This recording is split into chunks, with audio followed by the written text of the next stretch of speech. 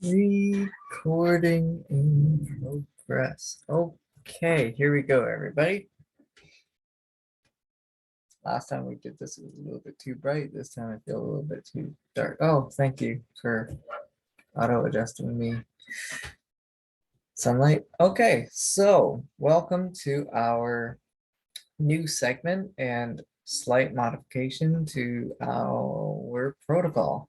Instead of Odyssey, right now we're going to be doing 20-minute segments on Zoom, which allows more of you to come in and join us and partake in the exercises and everything that we got going on. We got a big new schedule going on this spring. We got jam nights coming up on Fridays. We got me doing another live at 5 for fitness and how to help connect your mind and body in a more physical aspect as well. So we got those coming up this week, and I'm excited about that. And today, I'm going to bring you the first segment of 13 in this segment season. In this season of 13 segments. So we are now all going to focus these next 13 moments together on Reiki. And I'm going to dive in deep and I'm going to share with you the knowledge that I've acquired over the years, as well as how you can use this information in your own life to be a tool to help you heal, to help you just understand the nature of how things flow together just a little bit more clearly. So for today's lesson, we're going to go over symbols. And I thought it was interesting that I was called to do this and then further confirmed that this will tie in nicely for everybody and be really relevant is when the first thing that I learned in Reiki is the symbolisms, the symbols that Mikao Usui first came to see when he reached that higher enlightened state of mind. And from learning these symbols and comparing it to other areas of sacred geometry, Ashley and I, we were doing yoga the other day, and I was reading a book, and it covered the more in-depth worldly aspects of where symbols come from and how symbolism in and of itself is what has created language for all of our lives, all the different cultures. You know, symbols are our alphabet, they are our numbers, they are means of communication, and how society effectively functions is with using all these symbols for a deeper understanding and connection to each other. And so when I read this, I knew that starting my segments here, like going into the Reiki symbols, is definitely a good foundation to help explain and express why I feel that Reiki is such a useful and effective tool. I actually get to come to you guys with a injury that I'm currently going through right now as well, which is always exciting as a healer when I actually manage to put myself in a position to require that deeper state of mind and deeper state of focus in order to manage the pain as well as mobility. In this case, yesterday morning, I had quite an impact between my knee and when I was working with the punching bag, and I ended up developing one of those giant goose eggs that you usually see on somebody's forehead, and it's right on the tip of my kneecap.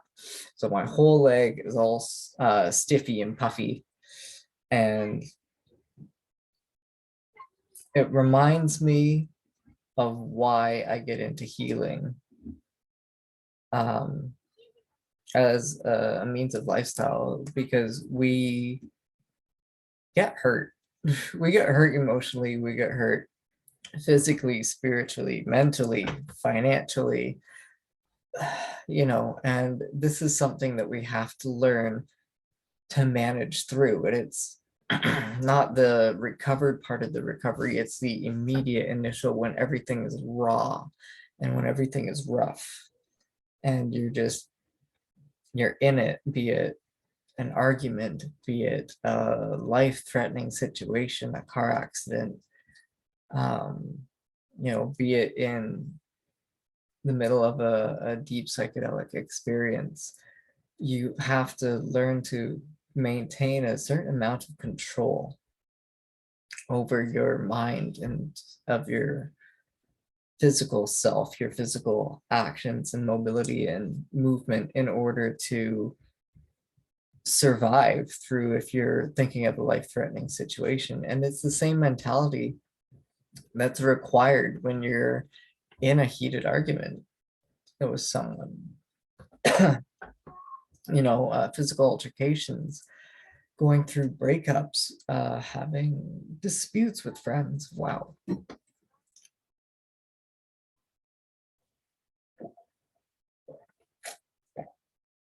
Got one of them tickles that wants to cough.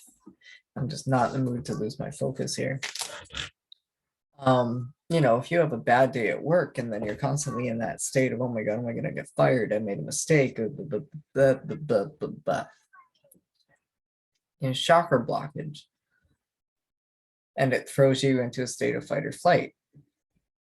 And, be it fear, be it guilt or shame, something, you fucked up. And you could have ruined the relationship, ruined the job, ruined the opportunity, ruined your whole way of life based off a poor decision. This is an element of healing. This is an element of injury that we require a certain amount of focus and calming sense of relaxed state of mind in order to get ourselves through it and come out in good spirits and know exactly what our actions can do next that will make the situation better in the most positive way. And the truth is, if you're healing in, say, relationship forms, you're looking for maintaining a positive mindset, and you're looking for maintaining just having positive actions that will make a better difference towards yourself and towards other people, adding to the collective. You want to avoid those lower negativities that will drag you into a slump where you just don't want to get out of bed, you want to get lazy. It prevents you from having a physical action of doing something, accomplishing a task. And this is the exact same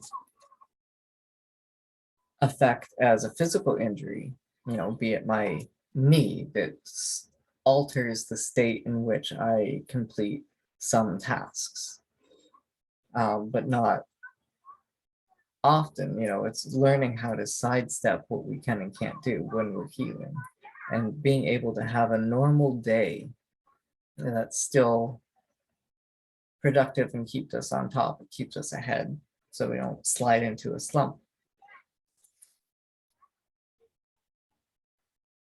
The power symbol, Cho Ku Rei, can be used in all these situations as a amplifier. Cho Ku Rei is a symbol that will act as a magnet. It can attract or it can repel what it is that you're seeking. It can repel pain, it can attract physical relaxation. You know, it truly all is in the intention that affects your actions as to what's going to make the situation better or worse. What is beautiful about this symbol, aside from everything about it, I mean, it looks so much like the musical treble clefs. This symbol is the hypnotic spiral. This symbol is the equivalent to, if you compared it to a gravity bowl where the sun sits in the center of the universe, and then you have the planets on different volumes rotating at different speeds around it. The symbol, when compared to the energies that come out of your hands, are matched in the same in terms of having one hand that receives energy and one hand that expels or repels energy. To use this symbol effectively, you want to draw it in the rotation of the circle, of the spiral, matching if your intention is to manifest or release.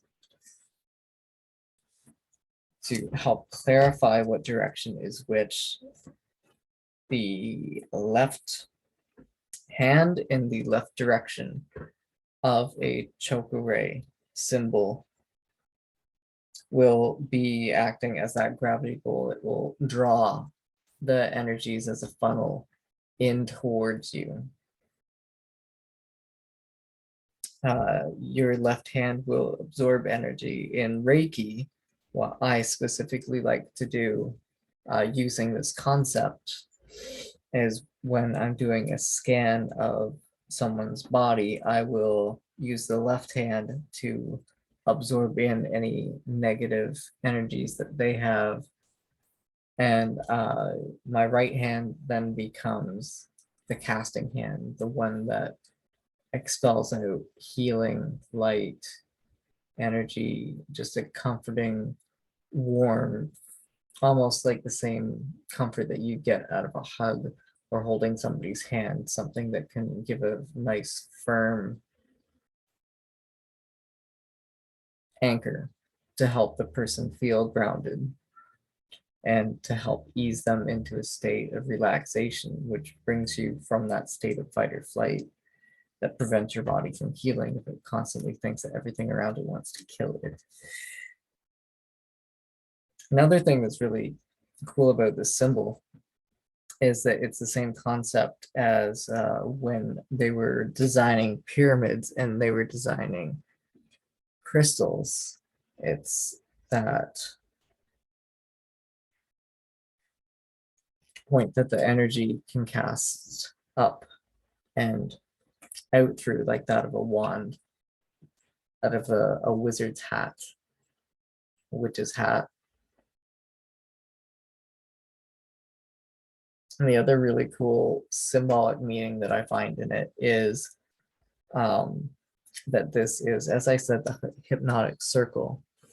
And what's become known to me about why that technique works and how it's useful to work with that. It doesn't specifically have to be a spiral.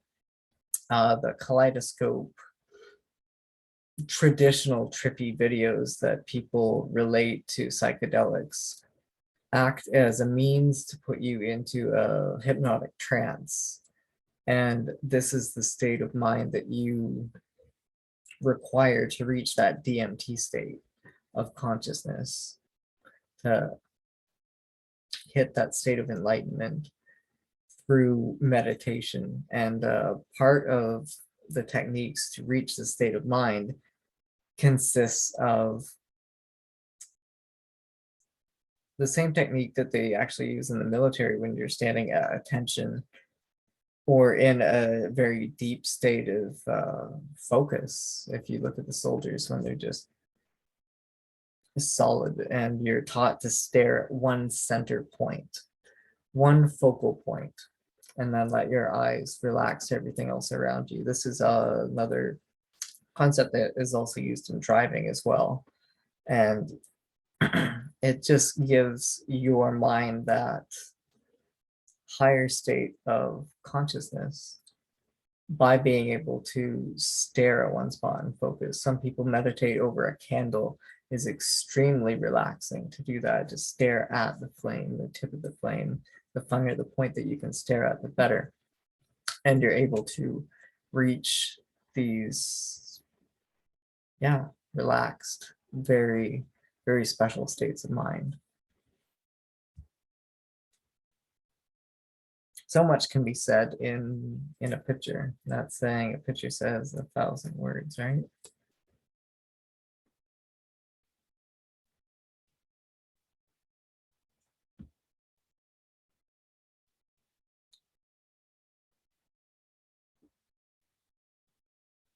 Another technique that's helpful when you're working on healing, in terms of being able to use this relaxed state of mind, that meditative trance that you're trying to enter into, and how it helps with your body and healing.